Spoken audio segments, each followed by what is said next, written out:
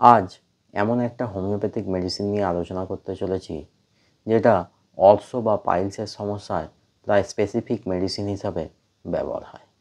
আজকের আলোচনার বিষয় স্কুলাস হিপোক্যাস্টানাম নামক হোমিওপ্যাথিক মেডিসিন। যারা পলিফার্মেসি প্রেসক্রিপশান করেন তারা অর্থের জন্য অন্যান্য মেডিসিনের সাথে এই স্কুলাস মেডিসিনটা দেবেনই দেবেন, কিন্তু সেটা তো আর হোমিওপ্যাথিক সিস্টেম নয়। তাই আজকের ভিডিওতে আপনারা জেনে নিন অর্থের সমস্যায় আপনারা কখন স্কুলাস ওষুধটা ব্যবহার করবেন। এছাড়াও জেনে নিন এই স্কুলাস হিপোক্যাস্টানামের আর কি ব্যবহার রয়েছে। তাই বলি ভিডিওটা একটুও স্কিপ না করে সম্পূর্ণ দেখতে থাকুন।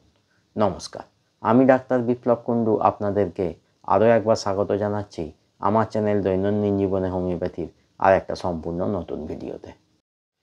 প্রথমেই বলে নেব স্কুলাস হিপোক্যাস্টানাম পাইলস বা অর্থের ক্ষেত্রে কখন ব্যবহার করবেন।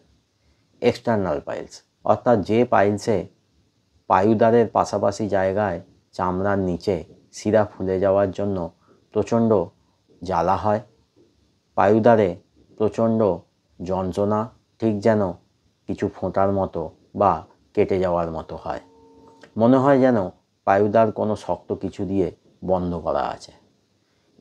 শুধুমাত্র একটু গরম সেঁক দিলে পায়ুদ্বারে আরাম পাওয়া যায়, আর পায়খানা করার পর ব্যথা প্রচণ্ড বেড়ে যায়। পায়খানা হয় শক্ত, লম্বা বা গুটলি গুটলি, শুকনো এবং খুব কষ্ট করে পায়খানা করতে হয়। সঙ্গে থাকে কোমরে প্রচণ্ড যন্ত্রণা। পায়খানা নরম হলেও একই রকম পায়ুদ্বারে কষ্ট হতে পারে। আবার ইন্টারনাল পাইলস অর্থাৎ যখন পায়খানার দ্বারে মাঝে মাঝে ব্যথা এবং কখনো কখনো ব্লিডিং হয়, সেক্ষেত্রেও এই স্কুলাস একটা উপযোগী মেডিসিন হতে পারে। প্রতি ক্ষেত্রেই খেতে হবে স্কুলাস হিপোক্যাস্টানাম 200 4টে ডোজ, দিনে 2বার করে 2 দিন 1 ফোঁটা করে। এক্সটার্নাল পাইলসের ক্ষেত্রে 1-2 সপ্তাহ ছাড়াই রিপিট করতে হতে পারে এই স্কুলাস হিপ। এরপর কোমরের যন্ত্রণা।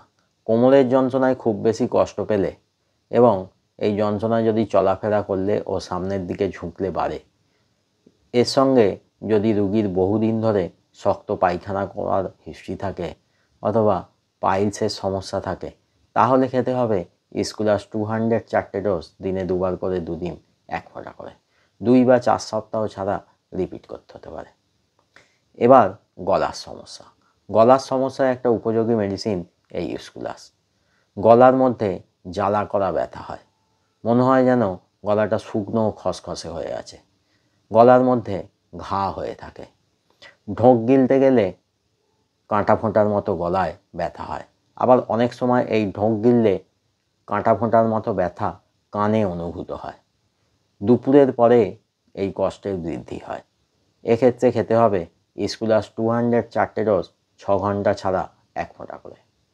এরপর ঘাড়ে ব্যথা।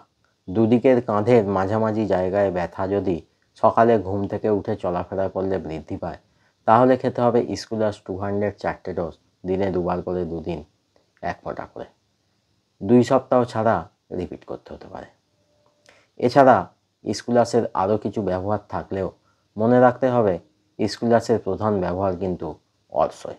যারা অর্শের সমস্যায় প্রচণ্ড ভুগছেন, তারা কোনো কিছুতেই যদি অর্শের সমস্যা থেকে মুক্তি না পান, তাহলে এই স্কুলাস ওষুধটা খেয়ে দেখুন, কিছু হলেও যন্ত্রণার উপশম হবেই। তবে মনে রাখতে হবে স্কুলাস কিন্তু বেশি দিন কাজ দেবে না। তার জন্য প্রয়োজন আপনাদের চারিত্রিক লক্ষণ অনুসারে নির্বাচন করা কোনো ডিপ অ্যাক্টিং হোমিওপ্যাথিক মেডিসিন। আজকের ভিডিও এখানেই শেষ করছি। যারা অর্শের সমস্যায় ভুগছেন তারা আমার অনেক আগেই আমার চ্যানেলে এই পাইলস বা অর্শ সম্পর্কে ভিডিও দেওয়া আছে, প্রয়োজন হলে দেখে নিতে পারেন। যদি আজকের ভিডিওটা ভালো লাগে তাহলে একটা লাইক করে দেবেন, আর আজকের ভিডিও নিয়ে যদি কোনো প্রশ্ন থাকে তাহলে কমেন্টে জানাবেন, আমি অবশ্যই উত্তর দেব। পরিচিতদের সাথে ভিডিওটা শেয়ার করবেন, আর যারা চ্যানেলে নতুন বা এখনও চ্যানেলটা সাবস্ক্রাইব করেননি তারা তাড়াতাড়ি চ্যানেলটা সাবস্ক্রাইব করে নিন। আর সাবস্ক্রাইব করার সময় পাশের বেল আইকনটা প্রেস করুন, তাহলে এই নতুন ভিডিও এলে আপনারা নোটিফিকেশান পেয়ে যাবেন।